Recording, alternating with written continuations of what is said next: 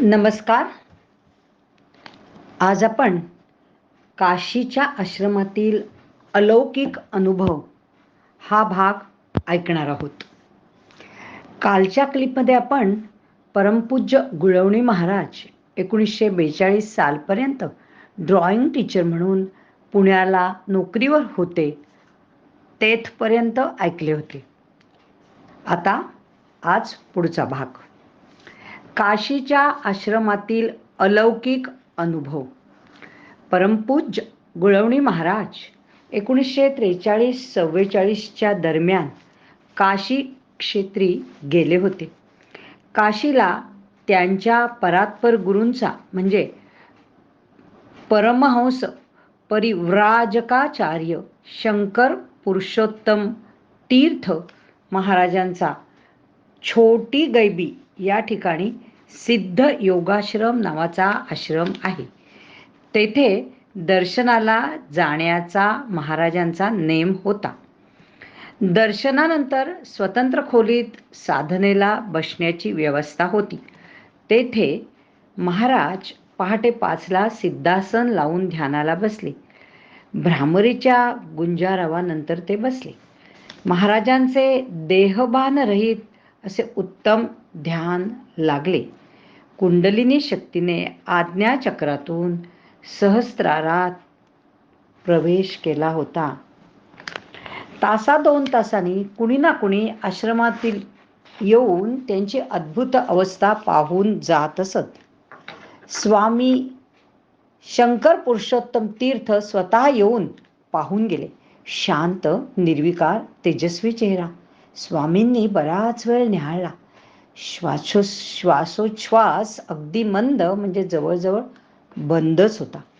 त्यांचे शिष्य स्वामी प्रणवानंदही काळजीपूर्वक लक्ष ठेवून होते. शेवटी दुपारी 4 वाजता थोडी काळजी वाटू लागली. पण स्वामी शंकर महाराज म्हणाले, जैसी माँ की इच्छा.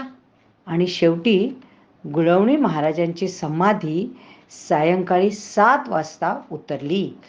त्यावेळी परिव्राजकाचार्य परमहंस परिव्राजकाचार्य शंकर पुरुषोत्तम तीर्थ म्हणाले, वामनराव, आज आप कहाँ थे? कितना समय बीता समझा क्या? गुळवणी महाराज फक्त हसले आणि म्हणाले, 2 घंटे. तेव्हा स्वामी म्हणाले, 2 घंटे नहीं, 14 घंटे हुए. समझा? अभी सुबह के नहीं, शाम के 7 बजे है.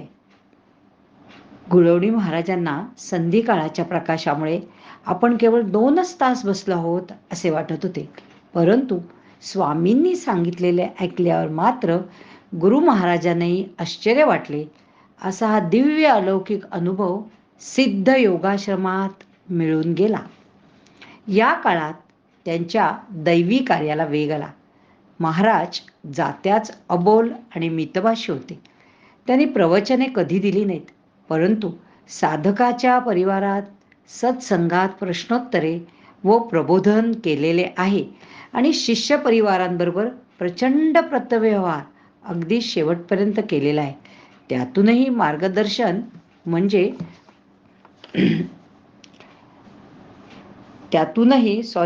मार्गदर्शन आणि प्रबोधनाचे कार्य सतत चालू असे.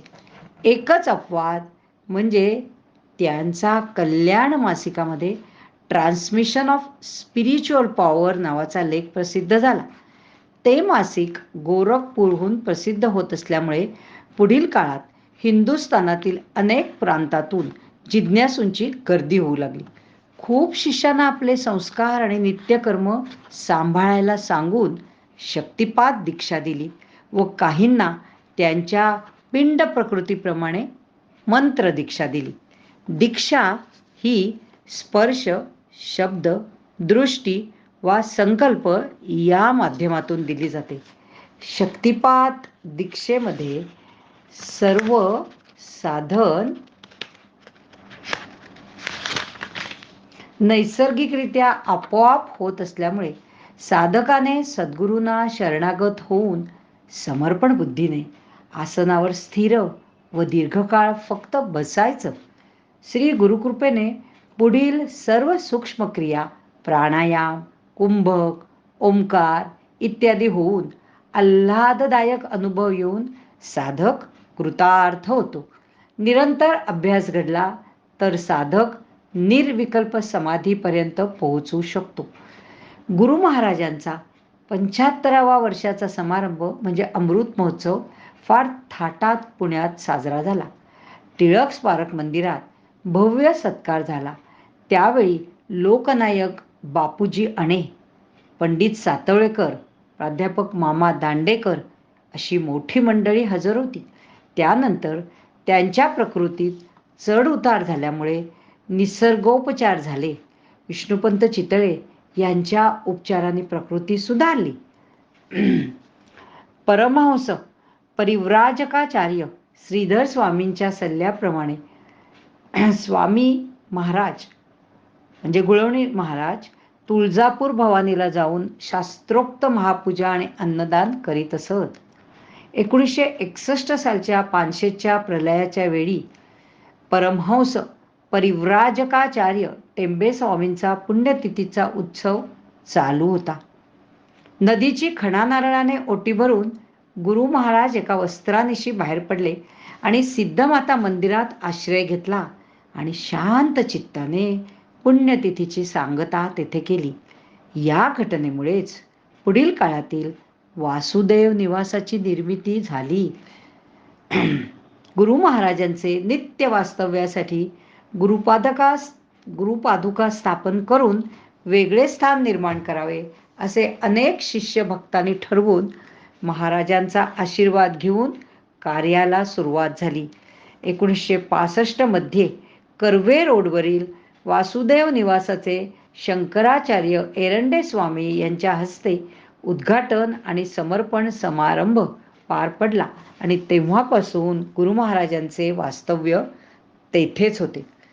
पुढील काळात 80 वर्ष पूर्ण झाल्यावर सहस्त्र चंद्रदर्शन व सत्कार समारंभ 1967 साली भव्य प्रमाणात परिव्राजकाचार्य विष्णुतीर्थजी महाराज यांच्या अध्यक्षतेखाली साजरा झाला. या दोहोंची या मंगलप्रसंगी हत्तीवरून मिरवणूक काढण्यात आली. दत्तयाग, श्री सप्तशती चंडी हवन, श्री रुद्र स्वाहाकार असे अनेक धार्मिक कार्यक्रम होऊन MES कॉलेजच्या असेंब्ली हॉलमध्ये श्री गुरु महाराजांचा भव्य सत्कार समारंभ झाला. अनेक ज्येष्ठ आणि श्रेष्ठ मंडळींचा जातीने सहभाग होता. योग चूडामणी ही बहुमोल पदवी, श्रीफळ हे सर्व अर्पण करण्यात आले. दानधर्म आणि अन्न संतर्पण मोठ्या प्रमाणात झाले. पुढील काळात म्हणजे 1972 साली परमपूज्य गुळवणी महाराज आपल्या भक्तगणांसह हावनूरला पुन्हा भेट देऊन आले. याच ठिकाणी थोरल्या महाराजांनी 62 वर्षापूर्वी अमोघ मार्गदर्शन आणि प्रत्यक्ष दत्तदर्शन घडवून आणले होते व त्या सर्व आठवणींना पुन्हा उजाळा मिळाला आणि गुरु महाराज त्या प्रसंगी थोडे भावनाप्रधान होऊन गतकाळात हरवून गेले होते. त्यानंतर 1973 साली ठाण्याजवळ येऊर या ठिकाणी सत्संग शिबिरात दत्त महाराज व आत्माराम शास्त्रींसोबत गुरु महाराजांनी भाग घेतला आणि सर्व भक्तगणांना अमोल मार्गदर्शन करून आशीर्वाद दिले होते. त्यानंतरच्या काळात प्रकृती अस्वास्थ्यामुळे महाराज पुण्यातच राहिले आणि भीष्म पितामहांप्रमाणे उत्तरायण सुरू होण्याची वाट पाहू लागले. सारे क्लेश शरीराला असे म्हणत शांतपणे सहन करीत होते. अगदी शेवटी उघड नयन देवा हा अभंग ऐकताना परमहंस परिव्राजकाचार्य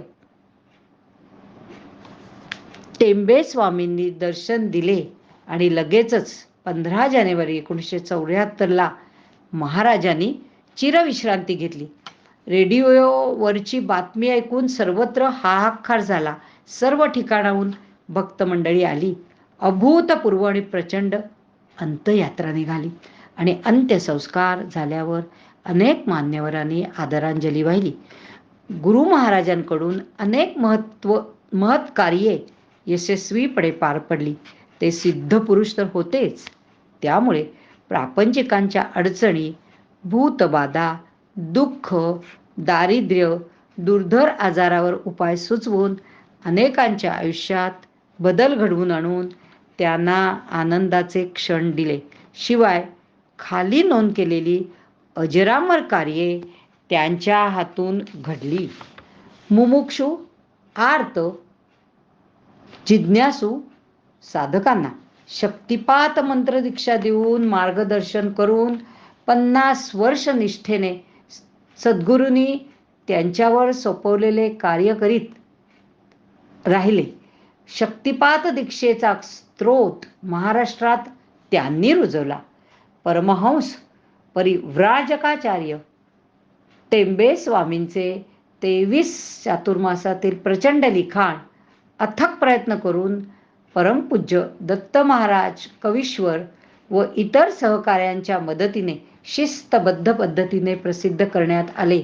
शिक्षात्रयम, सप्तशती, श्री दत्त महात्म्य, श्री दत्त पुराण, द्विसहस्त्री, श्री गुरुदेव चरित्र, क्षेत्र व नद्यांवरील स्तोत्र संग्रह यांचे 10 खंड प्रसिद्ध करण्यात आले आणि दत्त संप्रदायांच्या बाबतीत हा प्रासादिक ग्रंथाचा कायमचा ठेवा तयार झाला.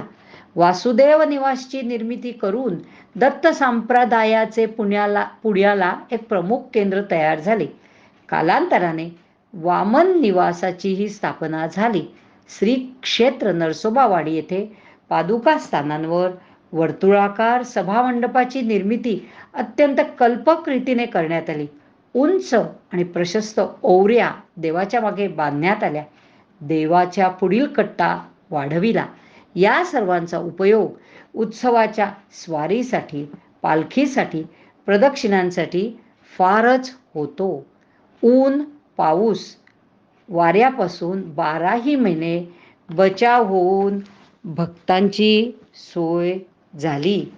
या ठिकाणी हा आजचा आपला काशीच्या आश्रमातील अलौकिक अनुभव हा भाग पूर्ण होतो आहे. उद्या आपण गुळवणी महाराजांच्या चरित्रातील काही लीला प्रसंग ऐकणार आहोत. मी संध्या जोशी, मुंबई येथून हे अभिवाचन करीत आहे. धन्यवाद. हरिओम तत्सत.